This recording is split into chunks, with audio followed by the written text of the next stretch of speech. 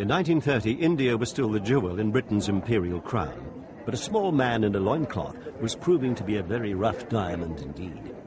Mohandas Gandhi, rebel and holy man, was organizing the vast masses of India in an unprecedented resistance movement. There was no hint of it early on when, after a privileged life in India, Gandhi had studied law in Victorian London. Serving as a correspondent in the Boer War would help change his life. He gave up a wealthy law practice to work in South Africa for £1 a week, fighting discrimination against Asians. Here he developed the tactic of passive resistance that 20 years later he would exploit so brilliantly in India. For back in his homeland, he soon became a national figure of almost mythic authority. He abandoned European dress and identified himself with India's poor. He also took on the British Raj itself, demanding freedom for India's teeming masses. But now, in 1930, those masses were being mobilized.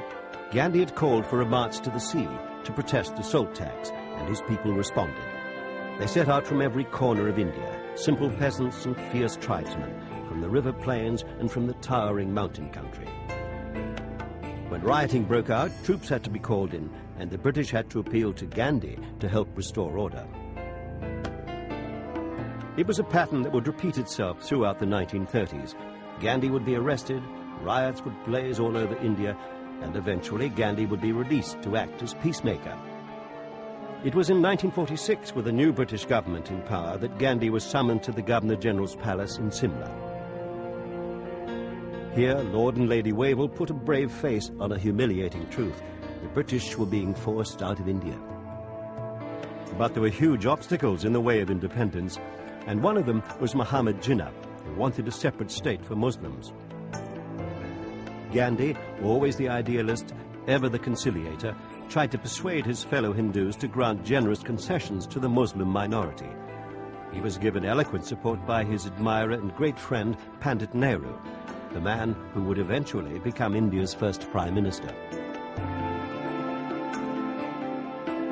The talks dragged on for nearly 2 years, and still they kept coming. The diplomats and negotiators, the party chiefs and tribal leaders, the appointed spokesman for India's great cauldron of different cultures and different religions. There were ministers from Britain's new Labour government trying to unravel a mess that was not of their making. But for all the handshakes, there would be no real meeting of minds. The split would remain. When Gandhi learned that his beloved India was to be divided, he was heartbroken. When Hindu and Muslim groups attacked one another in a rage of disappointment, Gandhi began a fast in protest. The fast was the weapon he'd used against the British, and now he trained it on his own countrymen. As he neared death, emotional crowds implored him to stop, and in the end he did, but only when the fighting had ended.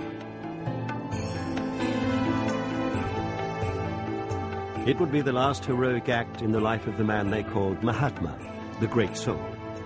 In January 1948, even as India was being reborn as an independent nation, he was assassinated by a Hindu fanatic who blamed him for the country's partition.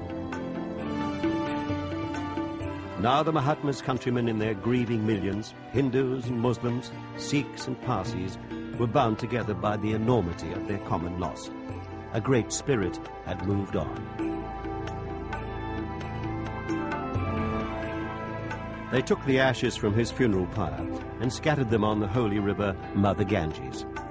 It was, Indians believe, both an end and a beginning. Wherever justice and compassion were to be found, the spirit of the Mahatma would live on.